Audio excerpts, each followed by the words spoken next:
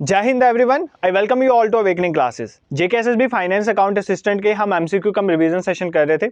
अपने last session में हमने जो सेक्शन थी जीके की with special reference to J and K उसके 30 क्वेश्चन जो है वो कवर कर रहे थे एमसीक्यूज के थ्रू। मैंने आपको समझाया था। आज हम मैथ्स का जो मॉक 1 में जो क्वेश्चन हमने डाले थे उनको मैं आपको निकाल के बताऊंगा, उन क्वेश्चन का सोल्यूशन, प्लस आपको बताऊंगा एग्जाम में किस तरह से मैथ्स क्वेश्चन को आपने अप्रोच करना है। तो बिना टाइम वेस्ट करे लेक्चर को स्टार्ट करते हैं।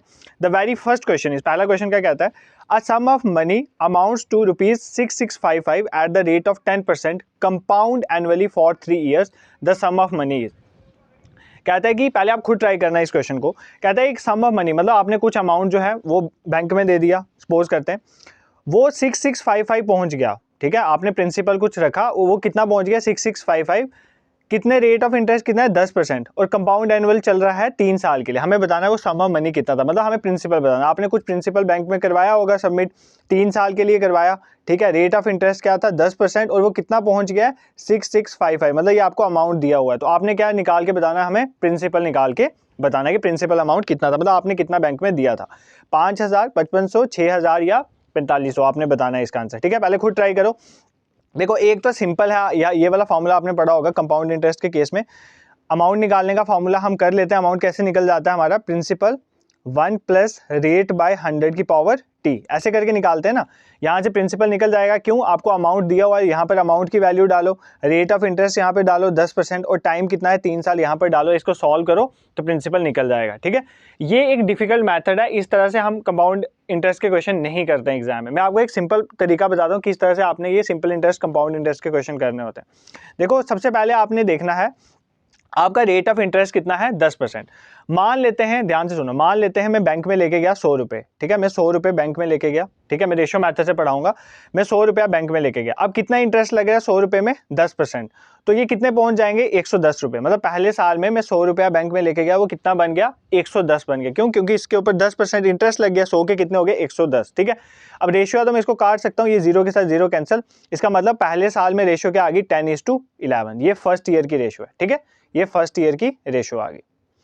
इसी तरह ये 1 साल का हो गया। सेकंड ईयर में भी क्या होगा, मैं 10 में लेके जाऊंगा और कितने हो जाएंगे, रेशियो कितनी हो जाएगी 11 हो जाएगी। ठीक है, मतलब मैं 100 लेके गया 110 हो जाएगा।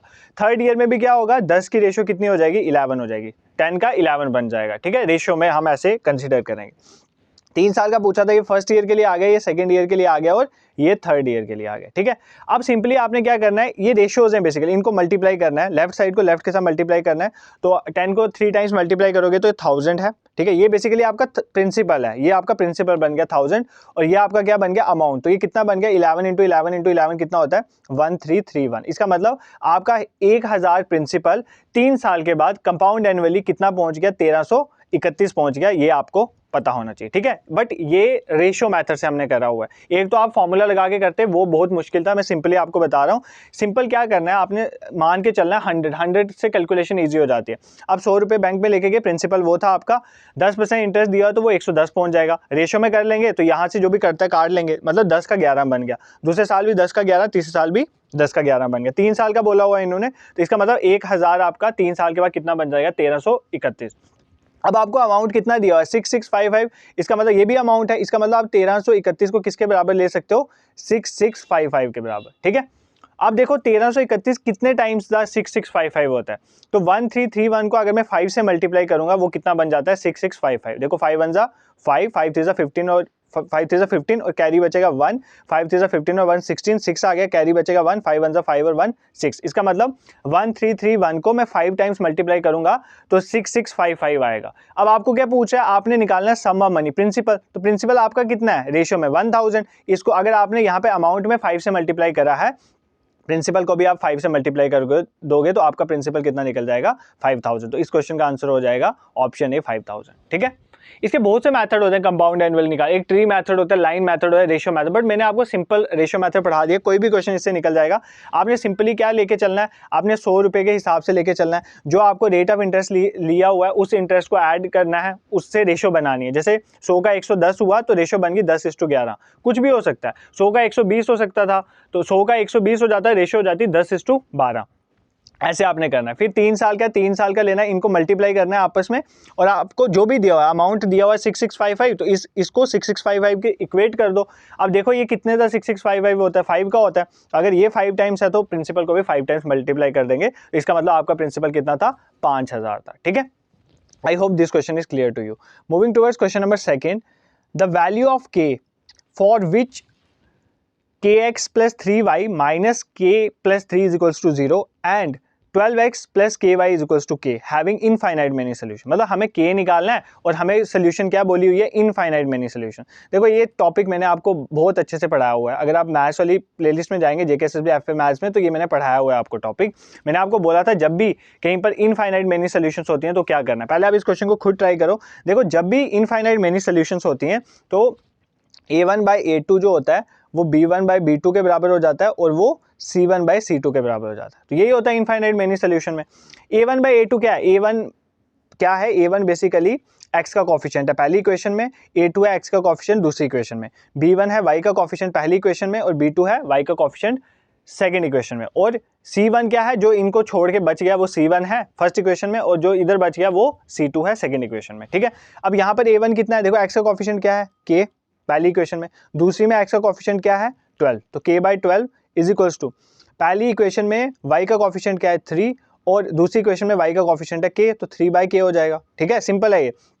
तीसरे में बाकी क्या बच गया, -k+3, और इधर क्या बच गया, इधर बच गया k, बट k इस तरफ जब जाएगा, इसको आप जब इक्वेशन की फॉर्म में लिखोगे तो ये बन जाएगा 12x + ky - k = 0। इसका मतलब यहाँ पर क्या बच गया, -k, तो आप नीचे क्या ले लोगे, -k। ठीक है, अब सिंपली इसको सॉल्व करो और सॉल्व करके k की वैल्यू निकालो। देखो मैं पहले इन दो इक्वेशन, ये तीनों इक्वल है ना, तो मैं किन्हीं भी दो को उठा लेता हूँ। फॉर एग्जाम्पल ये पहली दो इक्वेशन को उठा लेता हूँ, इसको सॉल्व करो, k इधर मल्टीप्लाई हो जाएगा तो k² आपका किसके बराबर हो जाएगा, 12 3 36। अगर k² 36 के बराबर है तो k किसके बराबर हो जाएगा, √36। तो 36 किसका, 36 का रूट क्या होता है, 6 का स्क्वायर होता है ना 36, तो k की वैल्यू आ जाएगी +-6, मतलब k की वैल्यू +6 भी हो सकती है और -6 भी हो सकती है। तो ऑप्शन में +6 भी है -6 भी है, मतलब अभी तक हम अपने आंसर तक नहीं पहुंचे। ठीक है, मतलब अभी हमें चेक करना है कि k की वैल्यू +6 आएगी या -6 आएगी।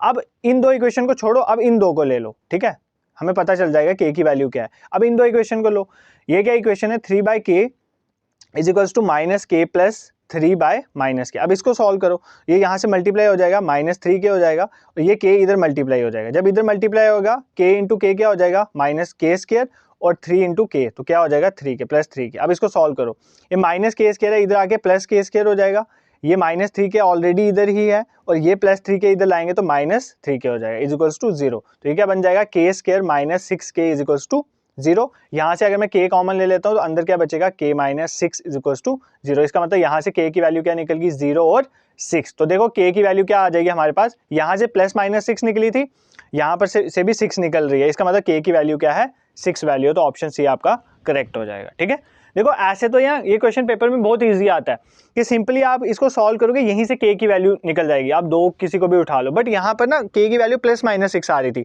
आपको ये भी चेक करना था ना कि +6 है बेसिकली इसकी वैल्यू या -6 है, उसके लिए आपने बाकी दो इक्वेशंस को यूज करा और अपना आंसर निकाल लिया। ठीक है, देखो ये सब चीज़ें मैंने ऑलरेडी पढ़ाई हुई हैं, आज तो मैं सिर्फ आपको क्वेश्चन निकाल के और बता रहा हूँ एग्जाम में किस तरह से आप क्वेश्चन को कर सकते हो। ठीक है, moving towards question number 3, maths का फोबिया थोड़ा खत्म करना है। Question number 3 is there are 100 students in a school, एक स्कूल में 100 स्टूडेंट हैं।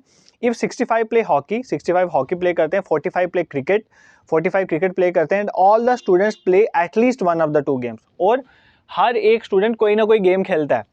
How many students play both, कितने दोनों खेलते हैं, 15, 10, 20 या 5। पहले आप खुद ट्राई करें, देन इसका सोल्यूशन देखेंगे। ठीक है, देखो टोटल स्टूडेंट्स कितने हैं, 100, मतलब आपके यूनिवर्सल सेट में कितने स्टूडेंट्स हैं, मतलब टोटल कितने हैं, 100 स्टूडेंट्स हैं। 65 हॉकी खेल रहे हैं तो नंबर ऑफ स्टूडेंट्स जो हॉकी खेल रहे हैं वो कितने हैं, 65।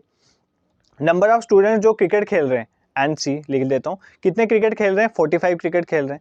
अब यहाँ पर ये कह रहा है and all the student play at least one of the two games, हर एक स्टूडेंट कोई ना कोई गेम खेलता है। इसका मतलब इनका जो यूनियन होगा बेसिकली वो यूनिवर्सल सेट के बराबर होगा। मतलब जब हम इनका यूनियन करेंगे, मतलब कह रहे हैं ना कि हर एक बच्चा कोई ना कोई गेम खेलता है, मतलब कोई या कोई हॉकी खेल रहा होगा या हॉकी खेल रहा होगा या क्रिकेट या दोनों खेल रहा होगा, बट कोई ना कोई गेम तो वो खेल ही रहा है। इसका मतलब जो इन दोनों की यूनियन होगी, इन दोनों की यूनियन जो है वो किसके बराबर हो जाएगी, यूनिवर्सल सेट। यूनिवर्सल सेट हमारा क्या है, 100 के बराबर। ठीक है, तीन चीजें आपको पता है, आपने क्या निकालना है, how many students play both. Both का मतलब क्या होता है, इंटरसेक्शन। आपने क्या निकालना है, इसका मतलब एन इंटरसेक्शन निकालनी है हॉकी और क्रिकेट की। तो इंटरसेक्शन निकालनी है आपने, बोथ बोला है ना, तो बोथ इंटरसेक्शन, ये सब मैंने बताया हुआ है, ठीक है। तो बोथ आपने इंटरसेक्शन निकालनी है। देखो आपको ऑलरेडी मैंने एक फॉर्मूला पढ़ाया हुआ है, N of A union B क्या होता है, एन ऑफ ए, ठीक है, N of A plus N of B minus N of A intersection B, पढ़ाया हुआ है ना ये चीज। तो बस वही है, यहाँ पर क्या है, N of H union C, वो कितना दिया आपको 100, पहले का एन ऑफ एच कितना दिया 65, एन ऑफ बी मतलब एन ऑफ सी कितना दिया 45, कितने बंदे क्रिकेट खेल रहे हैं 45, कितने बंदे हॉकी खेल रहे हैं 65, अब कितने दोनों खेल रहे हैं वो हमें निकालना है, तो इसको यहाँ पे रखेंगे, ठीक है। इसको सॉल्व कर लो, 65 और 45 कितना हो गया 110, और यहाँ पे कितना आ गया 100 minus N of H intersection C, ये माइनस वाला इधर ले जाओ प्लस हो जाएगा, एन ऑफ एच ये नहीं बोल देना नहीं समझ आया, क्योंकि इतना आपको आना चाहिए, इज इक्वल्स टू 110, ये 100 प्लस का था, इधर जाके माइनस का हो जाएगा, माइनस 100, तो कितना बचा 10। तो इसका मतलब जो दोनों गेम खेलते हैं वो कितने हैं, वो 10 प्लेयर्स हैं। सिंपल था, इस लाइन से आपको ये चीज समझ आई कि जो हमारा यूनिवर्सल यूनियन जो है वो यूनिवर्सल सेट के बराबर है, क्योंकि उन्होंने बोला कि सभी स्टूडेंट कुछ ना कुछ खेलते हैं, दोनों में से कोई ना कोई गेम खेलते हैं, इसका मतलब जो जब हम उनकी यूनियन करेंगे वो यूनिवर्सल सेट के बराबर आएगा, मतलब 100 के बराबर आएगा। बाकी ये तो दिया हुआ था हमें कितना है और बी कितना है, तो इसको सॉल्व करके हम इस फॉर्मूला को सिंपली यूज करेंगे। इस फॉर्मूला के बेसिस में एग्जाम में क्वेश्चन पूछे जाते हैं, ठीक है, आप इसको इग्नोर नहीं कर सकते। Moving towards question number 4, the range of the function F of X is equal to 3 + 4 sin 8x। इस क्वेश्चन की हमें रेंज बतानी है, क्या बतानी है, रेंज बतानी है। -1 7, ये देखो ये है ओपन ब्रैकेट, 2 8 और -1 7, तो ब्रैकेट्स का आपने ध्यान रखना है। देखो ब्रैकेट्स का ये वाली जो ब्रैकेट्स होती है ना, ये रिप्रेजेंट करती है कि हम -1 और 7 को नहीं ले सकते, बट ये वाली जो ब्रैकेट्स होती है इसका मतलब है हमें -1 और 7 को लेना है, ठीक है, उनको इंक्लूड करना होता है, ठीक है। अब देखो ये इस क्वेश्चन में कह रहा है कि हमें इसकी रेंज बतानी है। पहली बात, इस फंक्शन को देखो, फंक्शन क्या है 3 + 4 sin x, मतलब साइन फंक्शन है, यहाँ पे साइन फंक्शन है। साइन फंक्शन की डोमेन में, मतलब डोमेन में मैंने आपको बताया डोमेन रेंज क्या है, डोमेन में आप मतलब यहाँ पर कोई भी नंबर ले सकते हो, -∞ से ∞ के बीच में कुछ भी नंबर ले सकते हो, बट आपको ये चीज पता होनी चाहिए, साइन की जो रेंज है, साइन फंक्शन की जो रेंज है वो -1 से 1 के बीच में लाई करती है। ये एग्जाम में क्वेश्चन पूछा भी गया। साइन फंक्शन की आप कोई भी वैल्यू लोगे, उसकी सबसे कम वैल्यू -1 आ सकती है, ब्रैकेट देख लो कौन सी है, मतलब -1 को भी इंक्लूड करना है, और सबसे बड़ी जो है वैल्यू 1 आ सकती है, मतलब साइन किसी भी साइन फंक्शन की वैल्यू -1 से 1 के बीच में आती है, -1 और 1 भी आ सकता है। अब इसमें देखो, इसमें अगर सपोज करो मैं मिनिमम वैल्यू इस फंक्शन की निकालना चाहता हूं, तो वो क्या आ जाएगी, देखो मिनिमम वैल्यू आप साइन की कितनी ले सकते हो -1, तो मैं ले लेता हूँ -1, तो 3 + 4 इंटू साइन की मैंने मिनिमम वैल्यू ले ली कितनी -1, ठीक है। तो ये कितना हो गया 3 - 4, तो 3 - 4 क्यों, 4 1 4 हो गया, -10, 3 - 4 कितना होता है -1, ठीक है। इसका मतलब मिनिमम वैल्यू कितनी आ गई -1। मैक्सिमम वैल्यू में निकालना चाहूँ तो 3 + 4 इंटू साइन की मैक्सिमम वैल्यू कितनी होती है 1, तो 3 + 4 इंटू 1 हो जाएगा, तो 3 + 4, 3 + 4 कितना होता है 7। तो मिनिमम वैल्यू इस फंक्शन की कितनी आ जाएगी -1, बट इसको भी लेना है क्योंकि साइन की हम उस वैल्यू को भी लेते हैं, -1 को भी लेते हैं, और मैक्सिमम वैल्यू कितनी आ जाएगी इसकी, मैक्सिमम वैल्यू आ जाएगी 7। तो इस क्वेश्चन का आंसर क्या हो जाएगा, ऑप्शन डी आपका करेक्ट आंसर हो जाएगा। बस आपको इस क्वेश्चन निकालने के लिए सिर्फ ये चीज पता होनी चाहिए थी कि साइन फंक्शन जो है वो -1 और 1 के बीच में वैल्यूज लेता है, और -1 और 1 को हमें इंक्लूड करना होता है, ठीक है। तो वही मैंने साइन की मिनिमम वैल्यू डाल के निकाला, इस क्वेश्चन में क्या आंसर आ रहा है, रेंज क्या आ रही है, और फिर मैक्सिमम वैल्यू निकाली, तो मैक्सिमम और मिनिमम के बीच में इसकी रेंज होगी। अगर आपने इनको इंक्लूड करना है तो इस तरह की ब्रैकेट आएगी, अगर आपने एक्सक्लूड करना है तो मैं ऐसे लिख देता, बट यहाँ पर ये इंक्लूडेड है तो ये नहीं आएगा, ऑप्शन ए वाला आपका करेक्ट हो जाएगा। देखो कंफ्यूजन के लिए ऑप्शन ए और डी डाला हुआ था, ठीक है, बट इसमें इतना कंफ्यूज होने वाला नहीं था। I hope this question is clear to you. Moving towards question number 5, a card is drawn, ये प्रोबेबिलिटी का क्वेश्चन है, प्रोबेबिलिटी अच्छे से पढ़ाई भी हुई है, ठीक है। A card is drawn from a random from a pack of cards, देखो आपने कार्ड्स के पैक में से एक कार्ड को रैंडमली उठाया, the probability of this card being a red और क्वीन इज, अब आपने प्रोबेबिलिटी निकालनी है जो आपने कार्ड उठाया है रैंडमली वो या तो रेड होना चाहिए या क्वीन होनी चाहिए, ठीक है। उसकी प्रोबेबिलिटी 1/3 है, 1/26 है, 1/2 है या 7/13 है, आपने ये बताना है, ठीक है। देखो ये क्वेश्चन मैंने आपको ऑलरेडी करके बताया हूँ। टोटल कार्ड कितने होते हैं 52। जब भी आपका प्रोबेबिलिटी का क्वेश्चन आया आपने क्या निकालना होता है, नंबर ऑफ फेवरेबल आउटकम्स, कितने आउटकम्स हो सकते हैं divided by total number of outcome, divided by total number of outcome. Total तो आपको पता है कार्ड बुंजा हो सकते हैं, अब इसमें से कितने फेवरेबल है, मतलब कितने निकाले जा सकते हैं वो निकालते हैं। पहले देखो सबसे पहले बोला probability of this card being a red, एक कार्ड रेड हो या क्वीन हो। देखो टोटल रेड कार्ड कितने होते हैं 52 में से आपको पता है 26 रेड होते हैं, 26 ब्लैक होते हैं। इसका मतलब रेड कार्ड कितने हो गए 26, ठीक है। और क्वीन, क्वीन की भी प्रोबेबिलिटी देखनी है, क्वीन कितनी हो सकती हैं, बुंजा कार्ड में से क्वीन कितनी हो सकती है, क्वीन कितनी हो सकती है, 4 क्वीन हो सकती हैं, ठीक है। आपको पता है क्वीन 4 होती हैं, एस 4 होते हैं, ठीक है, तो ये आप सबको पता है। तो ये आ गया 26 रेड कार्ड, ये आ गया 4 क्वीन, कितने हो गए 30। ये करेक्ट नहीं है। देखो यहाँ पर एक अभी चीज़ आपको माइनस करनी है, ये 26 जो रेड कार्ड हैं उसमें ये जो 4 क्वीन हैं उसमें से 2 क्वीन तो रेड में ही होती हैं। आपको पता है ना, अगर 4 क्वीन है उसमें से 2 क्वीन रेड में होती हैं, 2 क्वीन कहाँ पर होती हैं, ब्लैक में होती हैं। अब जो ये 2 रेड वाली क्वीन है वो ऑलरेडी हमने इन 26 में लिए हुए हैं, ठीक है, वो ऑलरेडी 26 में हमने कवर करा। इसका मतलब हमें 2 को माइनस करना पड़ेगा, ठीक है, 2 को माइनस करना पड़ेगा। ये निकल जाएगा हमारा फेवरेबल आउटकम कितना, 26 + 4 30, 30 में से 2 चला गया तो 28। तो प्रोबेबिलिटी क्या आ गई 28/52। इसको सॉल्व कर लो, आपका आंसर निकल जाएगा, ठीक है। 4 से काट लेते हैं, 4 7 जा 7 4 जा 28 और 4 13 जा 52, तो 7/13 इसका आंसर हो जाएगा, ठीक है। नहीं समझ आया वापस समझाता हूँ, ध्यान से देखो, कोई बात नहीं, आप एक बार वापस समझ लो। कहता है कि एक कार्ड हमने उठाना है कार्ड्स में से, 52 कार्ड में से एक कार्ड उठाना है, प्रोबेबिलिटी बतानी है कि वो रेड हो या क्वीन हो, ठीक है, रेड हो या क्वीन हो बतानी है प्रोबेबिलिटी।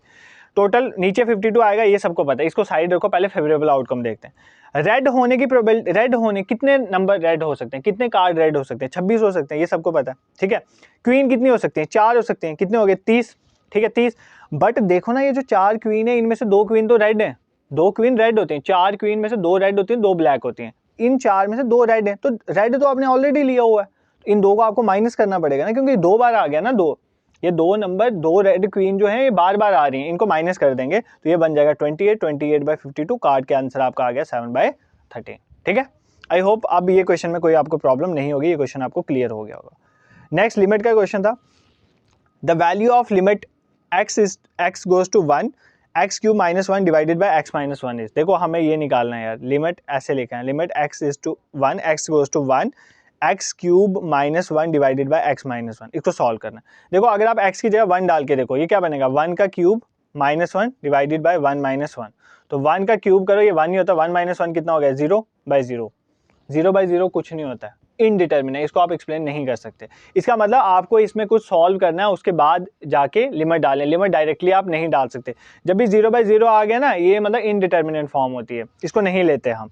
तो ऐसे क्वेश्चन में क्या करोगे, डायरेक्टली लिमिट आप डाल नहीं सकते यहाँ पर। तो जब आप डायरेक्टली लिमिट नहीं डाल सकते तो देखो क्या है यहाँ पर कोई फॉर्मूला बन रहा है, देखो limit x goes to 1 x³ - 1 divided by x - 1। आपने एक फॉर्मूला पढ़ा होगा a³ - b³, ठीक है। a³ - b³ क्या होता है, a - b into a² plus ab plus b², ये होता है फॉर्मूला, ठीक है। a - b का a³ - b³ का फॉर्मूला होता है। देखो यहाँ पर a कितना है, यहाँ पर a कितना है, देखो x है, a की जगह क्या है x³ माइनस b की जगह क्या है 1³ 1 का क्यूब, ठीक है, 1 का क्यूब करो 1 नहीं आता, इसका मतलब x³ - 1 को मैं क्या लिख सकता हूँ a³ - b³। तो ये क्या हो जाएगा a - b, इसका मतलब ये हो जाएगा x - 1 इंटू a का स्क्वायर मतलब x का स्क्वायर प्लस ए बी, ए क्या है x, b है 1, तो x इंटू 1 क्या हो जाएगा x प्लस b का स्क्वायर मतलब 1 का स्क्वायर, 1 का स्क्वायर 1 नहीं होता है। तो मतलब आप इस टर्म की जगह ये लिख सकते हो, मैंने फॉर्मूला अप्लाई करा है, तो ये क्या आ जाएगा limit x goes to 1 x - 1 into X square plus x plus 1 divided by x - 1। इससे करने से क्या हुआ, इससे करने से ये बेनिफिट हुआ, जब मैंने यहाँ पे फॉर्मूला लगाया तो ये x - 1 और x - 1 कैंसिल हो गया। अब क्या बचा x square plus x plus 1, तो x की जगह 1 डाल दो, लिमिट पुट कर दो, तो 1 का स्क्वायर प्लस 1 प्लस 1, 1 का स्क्वायर 1 ही होता है, 1 प्लस 1 प्लस 1 कितना हो गया हमारा 3 आंसर, ठीक है, निकल गया हमारा क्वेश्चन। तो जब भी ऐसा क्वेश्चन आए, जब आप डायरेक्टली लिमिट डाल रहे हो तो आंसर 0/0 आए तो आप उसको नहीं ले सकते, आपने उसकी जगह क्या करना है, उसकी जगह उसको सॉल्व करना है, फॉर्मूला देखो कोई लग रहा है काट के, न्यूमरेटर डिनोमिनेटर काट के फिर लिमिट पुट करनी है, आपका आंसर आ जाएगा, ठीक है। अगर ऐसे भी नहीं करना है तो एक और रूल पढ़ा देता हूँ, ग्रेजुएशन का रूल है बट सिंपल है, आपको हो जाएगा, है ग्रेजुएशन लेवल का बट आपने डिफरेंशिएशन वैसे भी यहाँ पे पढ़ी होगी लिमिट्स डेरिवेटिव में, तो इतना मुश्किल नहीं है। देखो एक होता है L hospital rule, L hospital rule. नाम याद नहीं रखना, मैं बताता हूँ आपको। जब भी लिमिट का क्वेश्चन आए और आंसर में 0/0 आ रहा हो, अगर आप लिमिट डालो तो इसको कैसे सॉल्व करोगे? सिंपल काम करो, डिनोमिनेटर और न्यूमिनेटर की डिफरेंशिएशन कर दो। मतलब एक्स क्यूब -1 की भी डिफरेंशिएशन कर दो और एक्स -1 की डिफरेंशिएशन कर दो। तो मैं करता हूँ इनकी डिफरेंशिएशन। देखो limit X goes to 1, X cube की डिफरेंशिएशन क्या होती है? एक्स की पावर एन की डिफरेंशिएशन आपने पढ़ी हुई है, वो क्या होती है? एन एक्स की पावर एन -1। आपने ये पढ़ा हुआ है, ठीक है, मैं इतना डीप नहीं जाऊंगा। तो एक्स क्यूब की डिफरेंशिएशन हो जाएगी 3x², ये होगी इसकी डिफरेंशिएशन। -1 कांस्टेंट की डिफरेंशिएशन 0 होती है, तो ये खत्म हो जाएगा। नीचे चलो, x की डिफरेंशिएशन क्या होगी? 1 -1 की 0, इसका मतलब आपका क्या आ जाएगा? 3x²। क्या आ जाएगा? 3x²। Limit x goes to 1, तो आपका क्या आ जाएगा? 3x²। डाल दो x की जगह 1 यहाँ पे, 3 × 1 का स्क्वायर। 1 का स्क्वायर क्या होता है? 1, तो 3 आ गया आंसर आपका, ठीक है। तो ये ऐसे भी निकाल सकते हो। एल हॉस्पिटल रूल में क्या होता है? आपने न्यूमिनेटर की अलग डिफरेंशिएशन कर देनी है, डिनोमिनेटर की अलग कर देनी है, ठीक है। फिर x की वैल्यू डाल के देखना है। तो x की वैल्यू डाल के देखोगे, जो भी दी हुई है लिमिट की वैल्यू, वो डाल के देखोगे लिमिट की वैल्यू, तो आपका आंसर निकले। अगर तब भी आंसर 0/0 आता है, उसको वापस डिफरेंशिएट करो और तब तक डिफरेंशिएट करते रहो जब तक आपका कुछ आंसर ना आ जाए, ठीक है। इस तरह से एल हॉस्पिटल रूल को अप्लाई करना है। किसी भी तरह से अप्लाई करो, दो ही तरीके हैं इन क्वेश्चन को सॉल्व करने के, दोनों मैंने आपको बता दिए, ठीक है। क्योंकि लिमिट्स के मैंने लेक्चर नहीं लिए थे, इसलिए मैं इतना यहाँ पे टाइम कर रहा हूँ कि आपको कुछ चीजें जो है वो कवर हो जाएं, ठीक है। नेक्स्ट क्वेश्चन पे मूव करते हैं। If the area of a triangle formed by the points x, 2x, -2, 6 and 3, 1 is 5 square units, then x is। देखो कहता है कि एक ट्राइंगल, आप इन तीन पॉइंट्स को जोड़ के एक ट्राइंगल बना रहे हो। फॉर एग्जांपल ये पॉइंट है हमारा x, 2x पॉइंट है, ये पॉइंट है -2, 6 पॉइंट है, ये पॉइंट है 3, 1। इन तीनों को आपने ज्वाइन करा और जो ट्राइंगल बनी उसका एरिया आपको दिया हुआ है 5 स्क्वायर यूनिट, मतलब 5 दिया हुआ है उसका एरिया। हमें x की वैल्यू निकालनी है, ठीक है। ये क्वेश्चन कहाँ का है? ये क्वेश्चन मैट्रिक्स डिटर्मिनेंट का है, ठीक है। कहाँ का है? मैट्रिक्स डिटर्मिनेंट की एप्लीकेशन पार्ट का है। इसका आंसर 2/3 है, 3/5 है, 3 या 5। पहले खुद ट्राई करो, फिर इसका आंसर निकालो, ठीक है। पहले खुद ट्राई करना है आपने। हमें x की वैल्यू चाहिए। देखो मैं आपको बता देता हूँ, एरिया ऑफ ट्राइंगल निकालने का फॉर्मूला होता है using matrices. Area of triangle निकालने का फॉर्मूला होता है यूजिंग मैट्रिक्स डिटर्मिनेंट। क्या होता है? 1/2, सुनो 1/2 लेना है, इसको किससे मल्टीप्लाई करना है? डिटर्मिनेंट लेना है। किसका डिटर्मिनेंट लेना है?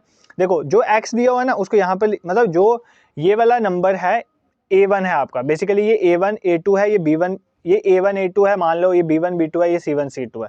तो a1 को यहाँ पर लिखो, ठीक है, a2 को यहाँ पर लिखो, 2x यहाँ पर आ गया, ठीक है। उसके बाद b1 को यहाँ पर लिखो -2, b2 को यहाँ पर लिखो 6, ठीक है। इसी तरह c1 को यहाँ पर लिखो और c2 को यहाँ पर लिखो, ये आ गया। और यहाँ पर आप डाल दो 1 1 1।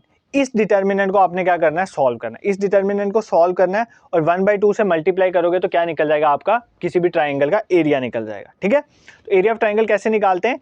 a1 यहाँ पर, ध्यान से सुनो, a1 यहाँ पर, a2 यहाँ पर, मतलब a1 यहाँ पर आ गया x की जगह, a2 आ गया y की जगह, फिर b1 आ गया x की जगह दूसरी रो में, b2 यहाँ पर, c1 c2, और यहाँ पे 1 1 डाल के इस डिटर्मिनेंट को सॉल्व करो। या आप खुद करोगे, मैंने आपको बताया हुआ डिटर्मिनेंट, मतलब आपने पढ़ा होगा मैट्रिक्स डिटर्मिनेंट में।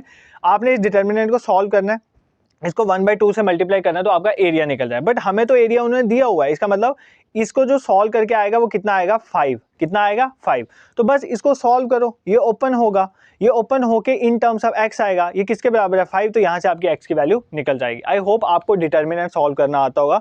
मैं यहाँ पर नहीं करके बताऊंगा, लेंदी हो जाएगा। आपने खुद डिटर्मिनेंट सॉल्व करना है, बस इस क्वेश्चन को निकालने का यही तरीका है, ठीक है। इस तरह से आपने इस क्वेश्चन को सॉल्व करना है। पीडीएफ में शेयर कर दूंगा, आंसर लास्ट में पढ़ेंगे, आपको इसका आंसर पता चल जाएगा, आप टैली कर लेना। बट इसको सॉल्व ऐसे करना है कि एरिया ऑफ ट्राइंगल कैसे निकलता है? 1/2 डिटर्मिनेंट लेना होता है, ये जो आपको पॉइंट्स दिए होते हैं, मैंने आपको बताया किस तरह से पॉइंट्स लेना है। आपको एग्जाम में जरूरी नहीं आप ये पूछेगा x की वैल्यू, आपको सिंपली ये भी बोल सकते हैं कि एरिया ऑफ ट्राइंगल निकालो अगर आपके पॉइंट्स ये हैं। तो सिंपली आपने क्या करना है, फिर तो 1/2 यहाँ पर जो वैल्यू होगी, जैसे यहाँ पे 1 दिया हो सकता है, 2 दिया हो सकता है, उनको डालना है, सॉल्व करना है डिटर्मिनेंट को और 1/2 से मल्टीप्लाई कर देना, आपका आंसर निकल जाएगा। मतलब 2 से डिवाइड कर देना है, ठीक है। इस तरह से आपने इस क्वेश्चन को करना है। ये क्वेश्चन आप खुद ट्राई करोगे और इसका आंसर जो है कमेंट सेक्शन में आप बताओगे, ठीक है, इस क्वेश्चन का क्या आंसर है। वैसे मैं पीडीएफ टेलीग्राम में शेयर करूंगा जब, तो आंसर आपको मिल जाएगा, बट पहले आपने खुद इस क्वेश्चन को ट्राई करना है। नेक्स्ट क्वेश्चन पे मूव करते हैं। The value of would be, मतलब इस क्वेश्चन की हमें वैल्यू निकालनी है। क्वेश्चन क्या है? आई कैप यूनिट वेक्टर है, डॉट जे कैप इंटू के कैप, ठीक है। ये पहला यूनिट, मतलब यूनिट वेक्टर्स का प्रोडक्ट है, plus J cap dot I cap into के कैप, ठीक है। दूसरा ये आ गया। तीसरा आ गया प्लस के कैप इंटू आई कैप क्रॉस जे कैप, ये आ गए तीनों। इसका आपको आंसर निकालना। देखो सबसे पहले ये बोलोगे सर ये आई कैप क्या, ये यूनिट वेक्टर होता है। यूनिट वेक्टर मतलब इसका मैग्नीट्यूड तो 1 होता है, मतलब इसकी वैल्यू 1 होती है, बट इसकी कोई ना कोई डायरेक्शन होती है। बेसिकली ये डायरेक्शन बताने के लिए यूज होता है, ठीक है। इतना आपने डीप नहीं जाना है, थोड़ा बहुत समझ लो यूनिट वेक्टर होता है। ये डॉट प्रोडक्ट क्या होता है, जब भी हम दो चीज़ों का डॉट प्रोडक्ट लेते हैं, मैं यहाँ पे बता देता हूँ, ए डॉट बी अगर हम ले रहे हैं, इसका मतलब होता है ए बी कॉस थीटा, मतलब उसके बीच में हम कॉस एंगल लेते हैं। कौन सा एंगल लेते हैं, कोसाइन एंगल लेते हैं, ठीक है। और अगर ए क्रॉस बी लिखा हुआ है तो उसका मतलब होता है ए बी साइन थीटा, मतलब उसके बीच में जो एंगल है उसका हम क्या लेते हैं, साइन लेते हैं। डॉट प्रोडक्ट में हम कोसाइन लेते हैं और क्रॉस प्रोडक्ट में हम साइन लेते हैं, ठीक है, सिंपल है। अब देखो फॉर एग्जाम्पल आपको लिखा हुआ है I dot I, I dot I लिखा, इसका मतलब क्या है, ये दोनों आई वेक्टर हैं। आई वेक्टर में सपोज करो आई वेक्टर होता है, यूनिट वेक्टर होता है एक्स एक्सिस के अलोंग, ठीक है। आई वाला एक्स एक्सिस के अलोंग, जे वाला वाई एक्सिस के अलोंग होता है, ठीक है, और के वाला जेड एक्सिस के अलोंग होता है, ठीक है। अगर आपको आई डॉट आई लिखा हुआ है, इसको सॉल्व करते हैं, मैं आपको बताता हूँ, ठीक है। इसका मतलब क्या हो जाएगा, मतलब आई का मैग्नीट्यूड कितना होता है 1, दूसरा आई इसका मैग्नीट्यूड क्या होता है 1 इंटू, मैंने आपको बताया ना डॉट प्रोडक्ट में क्या होता है, cos of angle between them. तो ये दोनों सेम वेक्टर है ना, आई और आई, मतलब दोनों एक्स एक्सिस में है, तो इनके बीच में एंगल क्या होगा, 0। जब दोनों सेम डायरेक्शन में होते हैं तो उनके बीच में एंगल क्या होता है, 0। इसका मतलब 1 इंटू कॉस 0 हो जाएगा। अब आपको सिर्फ कॉस 0 की वैल्यू पता होनी चाहिए, तो वो भी आपने पढ़ा हुआ है। देखो मैं आपको यहाँ पे बता देता हूँ, आपने ये पढ़ा होगा 0 30 डिग्री, आपने छोटी क्लास में पढ़ा होगा 60 डिग्री 30 के बाद 45 डिग्री 60 और 90 डिग्री ऐसे पड़ा हुआ है। इसमें आपकी साइन की वैल्यू कैसे निकालते हो, साइन 0 पे 0 होता है, 1/2 होता है, यहाँ पर 1/√2 होता है, √3/2 होता है और 1, इसका मतलब साइन 0 पे 0 होता है। कॉस के लिए हम क्या करते हैं, इसको उल्टा कर देते हैं, यहाँ से लाइन को इधर ले आते हैं, मतलब यहाँ पे 1 आ जाएगा, यहाँ पर ये इधर √3/2 था, यहाँ पर √3/2, इधर 1/2 का √2 का 1/2, यहाँ पर 1/2 चल जाएगा, यहाँ पे 0। इसका मतलब cos 0 पे क्या होता है 1, ये याद रखना बस, cos 0 पे 1 होता है और sin 0 पे 0 होता है। अब यहाँ पर क्या है, cos 0 पे क्या होता है 1, इसका मतलब आई डॉट आई क्या होता है 1 के बराबर, ठीक है। मैंने आपको बता दिया आई डॉट आई 1 के बराबर। इसी तरह अगर मैं आई डॉट जे लेता, ध्यान से सुनो, आई डॉट अगर मैं जे लेता, इसका मतलब क्या होता है, आई है एक्स एक्सिस के अलोंग, जे है वाई, मतलब इनके बीच में कितना एंगल आ गया 90 डिग्री, तो cos 90 कितना होता है, cos 90 क्या होता है 0, cos 90 का 0, इसका मतलब आई डॉट जे 0 होगा। तो ये चीज़ें याद रखना, आई डॉट आई क्या होता है 1, आई डॉट जे क्या होता है 0, ठीक है, ये क्या होता है 0, ठीक है। इसी तरह अगर हम क्रॉस वाला देखते हैं, आई क्रॉस आई क्या होगा, आई क्रॉस आई, देखो क्रॉस में क्या लेते हैं साइन, तो जब दोनों सेम वेक्टर हैं तो साइन 0 हो जाएगा, साइन 0 क्या होता है 0, इसका मतलब आई क्रॉस आई क्या होगा 0 होगा, ठीक है, आई क्रॉस आई क्या होगा 0 होगा, ठीक है। इस तरह से आपने याद रखना है। अब आई क्रॉस आई तो 0 होगा, बट आई क्रॉस जे क्या होगा, आई क्रॉस जे, इसको निकालने का भी मैं आपको तरीका बता देता हूँ। देखो यहाँ पर लिखो आई, ऐसे वेक्टर बनाओ, आई वेक्टर जे वेक्टर के वेक्टर। देखो अगर आपके लिए मुश्किल हो रहा है, अगर आपने नहीं पढ़ा है तो मुश्किल होगा, बट अगर आपने पढ़ा है तो ये चीज़ें रिवाइज हो रही होंगी, क्योंकि ये मैंने लेक्चर नहीं डाला हुआ है इसका, इसलिए मैं थोड़ा आपको बता रहा हूँ कि अगर आपको नहीं पता तो कुछ चीज़ें समझ आ जाएंगी। आई जे के 3 वेक्टर, देखो अगर मैं आई का क्रॉस प्रोडक्ट लेता हूँ ना जे के साथ, ऐसे देखो आई का क्रॉस प्रोडक्ट लेता हूँ जे के साथ, तो क्या आएगा के आएगा, क्या आएगा के, मतलब आई क्रॉस जे क्या आएगा के आएगा, ठीक है, याद रखना। इस तरह मैं जे का क्रॉस प्रोडक्ट अगर के साथ लेता हूँ, जे क्रॉस के लेता हूँ तो वो क्या आ जाएगा आई आ जाएगा, जे क्रॉस के क्या आ जाएगा आई आ जाएगा। के क्रॉस आई लेता हूँ तो वो क्या आ जाएगा जे। इस तरह से आपने चलना है। ये कौन सी डायरेक्शन है, एंटी क्लॉकवाइज चलना है। क्लॉक ऐसे चलती है एंटी क्लॉक, जब भी आप एंटी क्लॉकवाइज चलोगे आई क्रॉस जे के होता है, जे क्रॉस के आई होता है, के क्रॉस आई जे होता है, तो ये इस तरह से आपने याद है। बट अगर आप उल्टा चलते हो, फॉर एग्जाम्पल मैं जे क्रॉस आई लेता हूँ, आई क्रॉस जे के आ रहा था, अगर मैं जे क्रॉस आई लूंगा ना, उल्टा चलूंगा ना, क्लॉकवाइज चलूंगा, तो जे क्रॉस आई माइनस के हो जाएगा, उस केस में क्या हो जाएगा माइनस के। तो अगर आपने एंटी क्लॉकवाइज चलना है तो ठीक है पॉजिटिव आएगा, अगर आपने क्लॉकवाइज चलना है तो माइनस आएगा, ये चीज आपने याद रखनी है, ठीक है। इस तरह से आपने बनाना है। अब देखो इस क्वेश्चन को आप सॉल्व करते हैं, कुछ नहीं है, जे क्रॉस के क्या होता है, मैं सारा मिटा ही देता हूँ ना, ये नहीं तो आपके लिए बहुत मुश्किल हो जाएगा यहाँ से समझना। सिंपली देखेंगे क्या था, आई डॉट जे क्रॉस के plus J dot i cross के प्लस के डॉट आई क्रॉस जे, ठीक है। अभी मैंने ये सारा आपको बताया, मैं यहाँ पे बना भी देता हूँ, आई जे मान लेते हैं और यहाँ पर के मान लेते हैं, ठीक है। और मैंने आपको बताया आई क्रॉस जे क्या होता है के होता है, और अगर जे क्रॉस के आई होता है और के क्रॉस आई जे होता है, अगर उल्टा चलेंगे तो माइनस हो जाएगा। देखो जे क्रॉस के क्या होता है, मैंने आपको बताया ये एंटी क्लॉकवाइज है ना, तो जे क्रॉस के एंटी क्लॉकवाइज चल रहा है तो ठीक है पॉजिटिव आएगा, जे क्रॉस के क्या हो जाएगा आई, इसका मतलब इसकी जगह आप क्या लिख लोगे आई, ठीक है, इस ब्रैकेट की जगह आई आ जाएगा, प्लस ये जे है, अंदर क्या है आई क्रॉस के, आई क्रॉस के, देखो आई क्रॉस के ये क्लॉकवाइज जा रहा है, इसका मतलब आएगा तो जे बट माइनस साइन आएगा। कौन सा साइन आएगा? माइनस साइन आएगा। क्यों? क्योंकि क्लॉकवाइज जा रहा है। प्लस तीसरा सॉल्व करो, k dot i cross j, i cross j, देखो आई को जे से मल्टीप्लाई, एंटी क्लॉकवाइज है तो आंसर क्या आ जाएगा? बिल्कुल ठीक है, पॉजिटिव ही आएगा। ठीक है, अब देखो आई डॉट आई निकाल के बताया था, इसका क्या आता है 1, यहाँ पर माइनस हो जाएगा, जे डॉट जे भी क्या हो जाएगा 1। ठीक है, सेम डायरेक्शन में है, कॉस होगा, कॉस 0 की वैल्यू 1 होती है। इसी तरह के डॉट के भी क्या आ जाएगा 1, तो क्या आ जाएगा 1 माइनस 1 प्लस 1, ये कैंसिल हो गया, आपका आंसर बचा 1। ठीक है, क्या आंसर आ जाएगा? ऑप्शन सी 1 आ जाएगा। ठीक है, सिंपल क्वेश्चन था, बस आपने ये याद रखना है कि एंटी क्लॉकवाइज करोगे तो पॉजिटिव साइन आएगा, क्लॉकवाइज करोगे तो नेगेटिव आएगा। अगर डॉट प्रोडक्ट है तो कोसाइन आता है, अगर क्रॉस प्रोडक्ट है तो साइन आता है। ये चीज़ आपने याद रखनी। देखो मैं क्वेश्चन पे टाइम लगाता हूँ, इसलिए लगाता हूँ कि जो चीज़ें आपने नहीं पढ़ी हुई मैं चाहता हूँ कुछ आपको समझ आ जाए। जो स्टूडेंट्स ने कहीं से नहीं पढ़ा, देखा है मैंने बहुत कोर्सेज देते हैं आपको, सभी पेड कर देते हैं, वहाँ से लो और आप बच्चे नहीं ले पाते। और दूसरा मेरा भी टाइम कंस्ट्रेंट होने की वजह से मैं इतने ज़्यादा लेक्चर्स नहीं ला पाता, तो इस चीज़ का मुझे भी दुख रहेगा, क्योंकि मेरे को भी लाइक माइंडेड पर्सन नहीं मिलते हैं जो मेरी सोच के साथ टैली करके आपको पढ़ाएं, इसीलिए कई बार इतने ज़्यादा लेक्चर्स नहीं आ पाते। बट जितना कम टाइम में जितना आपको प्रोवाइड करना मैं चाहता हूँ वो मैं उतना करने की कोशिश भी पूरी करता हूँ। ठीक है, नेक्स्ट क्वेश्चन पे मूव करते हैं। एक आपके पास मैट्रिक्स है, ये मैट्रिक्स है, आपने बताना है कि मैट्रिक्स सिमेट्रिक है, स्क्यू सिमेट्रिक है, नॉन सिंगुलर है या नन ऑफ द अबव। देखो अगर आपको पता है सिमेट्रिक है, स्क्यू सिमेट्रिक है, नॉन सिंगुलर, अगर इनकी डेफिनेशन पता है तो आप इजीली इस क्वेश्चन को सॉल्व कर दे सकते थे। ठीक है, अगर आपको पता होता है कि बेसिकली ये मैट्रिक्स होते कौन से हैं तो आपको ये पता होना। देखो सिमेट्रिक मैट्रिक्स क्या होते हैं? अगर किसी मैट्रिक्स का ट्रांसपोज करें वो उसी के बराबर आ जाए तो वो सिमेट्रिक मैट्रिक्स। ट्रांसपोज करने का मतलब होता है रोज को कॉलम में कर दो, मतलब इस रो को मैं कॉलम बना दूं, इस रो को भी मैं कॉलम बना दूं, इस रो को भी मैं कॉलम बना दूं। रो को कॉलम कर दो, कॉलम को रो, इंटरचेंज कर दो। ठीक है, देखो ना इंटरचेंज करना है। फॉर एग्जांपल ऐसे करो यार, ये जैसे 1 2 3 है मान लेते हैं, ये 2 4 6 है और ये 5 3 1 है। अब मैं क्या करूं, इस रो को कॉलम बना दूं, पहली रो को पहला कॉलम बना दूं, ये देखो, दूसरी रो को दूसरा कॉलम बना दूं 2 4 6, तीसरी रो को तीसरा कॉलम बना दूं 5 3 1। और अगर ये दोनों मैट्रिक्स अभी भी सेम आते हैं तो हम इनको बोलेंगे ये सिमेट्रिक मैट्रिक्स। देखो अभी ये सेम नहीं आ रहे हैं, ये अलग अलग है, इसका मतलब ये सिमेट्रिक मैट्रिक्स नहीं है। ठीक है, ये आपको समझ आ गया सिमेट्रिक मैट्रिक्स। स्क्यू सिमेट्रिक क्या होता है? अगर किसी मैट्रिक्स से ट्रांसपोज करें, मतलब इसी तरह जैसे मैंने किया ये ट्रांसपोज करें, रो को कॉलम बना दें, अगर वो -a के बराबर है, -a मतलब मैट्रिक्स वही आना चाहिए बट जो टर्म्स है उनमें नेगेटिव साइन जुड़ जाए, ठीक है, वो नेगेटिव हो जाए, तो वो क्या होता है? Skew symmetric. Non singular matrix वो होते हैं जिन मैट्रिक्स का डिटर्मिनेंट जो है वो नॉन जीरो आए। ठीक है, अगर आप उसका डिटर्मिनेंट निकालो उसकी कुछ ना कुछ वैल्यू आनी चाहिए, वो होते हैं नॉन सिंगुलर। और अगर किसी मैट्रिक्स का डिटर्मिनेंट निकाल के जीरो आता है ना, उसको बोलते हैं सिंगुलर मैट्रिक्स। ठीक है, अब आपने बताना है ये सिमेट्रिक है, स्क्यू सिमेट्रिक है या नॉन सिंगुलर। देखो यार सबसे पहले ना सिमेट्रिक चेक करो। अगर मैं इसको चेंज करता हूँ, मतलब ट्रांसपोज निकालता हूँ, देखो ट्रांसपोज कैसे निकालोगे? मैट्रिक्स क्या है? 0 9 -4, ये इसकी पहली रो है ना, इसको काट के हम इसको पहला कॉलम बना देते हैं, तो ये क्या बन जाएगा? 0 9 -4, तो पहला कॉलम बन गया। अब दूसरे को भी इसी तरह मैं दूसरा कॉलम बना देता हूँ, दूसरी रो को -9 0 और 3 बन गया। ठीक है, और तीसरा क्या आ गया? 4 -3 0, तो इसका तीसरा कॉलम बना दो 4 -3 और 0। अब इन दो मैट्रिक्स को ध्यान से देखो, क्या ये दोनों मैट्रिक्स सेम है? नहीं है। देखो यहाँ पर 9 आ रहा है, यहाँ पर -9, इसका मतलब ये सिमेट्रिक तो नहीं हो सकते।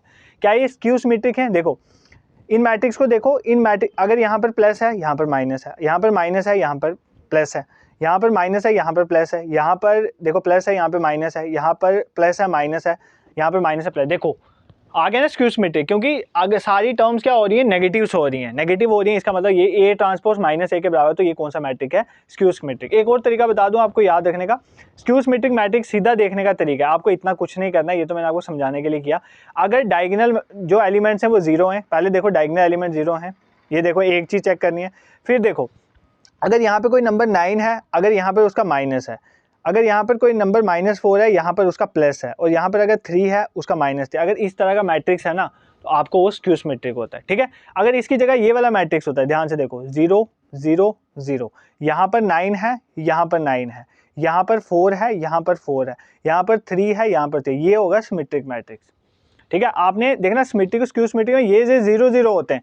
यहाँ पर सिमेट्रिक में क्या होता है? ये 9 है तो ये भी 9 होगा, ये 4 है ये भी 4, ये 3 है ये भी 3। बस स्क्यू सिमेट्रिक में क्या होगा? अगर ये 9 है तो ये -9 होगा, ये -4 है तो ये 4 होगा, ये 3 है ये -3 होगा। तो इस तरह से आपने ये क्वेश्चन को करना है, सिमेट्रिक स्क्यू सिमेट्रिक। और अगर ये नॉन सिंगुलर सिंगुलर चेक करने के लिए हम इसका क्या निकालेंगे? डिटर्मिनेंट निकाल के चेक कर सकते हैं। ठीक है, और ये 10th क्वेश्चन जो एग्जाम में आया था मॉक टेस्ट में, ये आप खुद करोगे, ठीक है। ये क्वेश्चन आपके लिए होमवर्क है, ये आपके लिए होम असाइनमेंट है। तो कुछ नहीं, आपने x की पावर 17 का कोफिशिएंट निकालना है। इसकी एक्सपेंशन में x की पावर 17 का कोफिशिएंट निकालना। आपने वो फॉर्मूला पढ़ा होगा ना, जो n + r + 1 टर्म निकालते हैं, उसका क्या फॉर्मूला होता है, NCR, ठीक है, a की पावर n - r, b की पावर r, ठीक है। इस फॉर्मूला को यूज़ करना है आपने और 17 टर्म निकालनी है। कौन सी टर्म निकालनी है, 17 टर्म जो है x की पावर 7, इसका कोफिशिएंट निकालना है। तो इस तरह से इसका कोफिशिएंट निकालना है, मतलब ये जो आएगा ना x के साथ वाला जो भी बचेगा वो इसका कोफिशिएंट। इसका ऑप्शन ए आंसर है, आंसर्स में भी डाल दिया, बट आपने ये खुद निकालना है, आपको आंसर निकालना आना चाहिए, ठीक है। ये क्वेश्चन जो 10th है ना, ये प्लीज़ ट्राई करना। और जो ऊपर मैंने एरिया ऑफ ट्राइंगल वाला क्वेश्चन भी दिया था, उसको भी ट्राई करना और आंसर आप कमेंट सेक्शन में ज़रूर बताना, उसका आंसर जो है आपका करेक्ट आया भी है या नहीं आया, ठीक है। तो इस तरह से हमने मैथ्स के आज कुछ क्वेश्चन देखे। और इंपॉर्टेंट चीज़ ये है कि अगर आप, ये देखो ये आंसर यहाँ पे मैं डाले हुए थे, अगर आपने अभी तक फाइनेंस अकाउंट असिस्टेंट का मॉक नहीं लिया है तो काइंडली इनरोल। 5 मॉक टेस्ट हमने आपको दिए हैं, वहाँ पर जस्ट 49 के हैं 5 मॉक टेस्ट। अनलिमिटेड अटेम्प्ट्स हैं, जितनी बार चाहो आप दे सकते हो। स्टॉक असिस्टेंट में बहुत सारे क्वेश्चन मॉक्स के डायरेक्ट एग्जाम में आए हैं, तो मतलब हम काफ़ी मेहनत करके आपके लिए मॉक बनाते हैं, तो आपको इनरोल करना चाहिए। किस तरह से इनरोल करना है, एक 3-4 मिनट की वीडियो मैं डिस्क्रिप्शन में डाल दूंगा और मैं कमेंट सेक्शन में पिन कर दूंगा, उसको देख लेना, आपको समझ आ जाएगी। हमारी वेबसाइट जो है awakeningclasses.in, वहाँ पर जाके आप इनको इनरोल कर सकते हो। अभी 2 टेस्ट पेंडिंग है, बट पिछले भी पड़े हुए हैं, 2 को टाइम पे देना और पीछे वाले भी देना। आपको पता चलेगा आपको कौन सा पोर्शन वीक है, तो आप जो टाइम बच गया उस पोर्शन पे आप थोड़ा फोकस करो, और जो अपने नोट्स है ना, आप जो आपने बनाया उनको ज़्यादा से ज़्यादा रिवाइज करो, ठीक है। और एक्स्ट्रा पढ़ने के बजाय MCQs वगैरह सॉल्व करो। जो वीडियोस हैं, JKSSB FA प्लेलिस्ट बनी हुई है, JKSSB मैथ्स की प्लेलिस्ट, इकोनॉमिक्स की प्लेलिस्ट, फाइनेंस की बनी हुई है, इन सबको देखो, ठीक है। ये MCQs के थ्रू मैंने आपको एक क्वेश्चन के साथ साथ 10-10 चीज़ें एक्सप्लेन करी हुई हैं बाकी सब्जेक्ट्स की, तो आपको ना बहुत जल्दी जो है चीज़ें आपको रिवाइज हो जाएंगी, ठीक है। और अगर आपको ये हमारा पढ़ाने का वे और चैनल पसंद आए तो ज़रूर सब्सक्राइब करें और शेयर भी करें। आने वाले अदर्स एग्जाम्स के लिए भी हम आपको प्रिपरेशन वगैरह कराएंगे, तो इसको जो है आप एक्सप्लोर करें और इसको डिस्ट्रीब्यूट करें टू अदर्स, ठीक है। That will be helpful to us. Thank you so much for watching.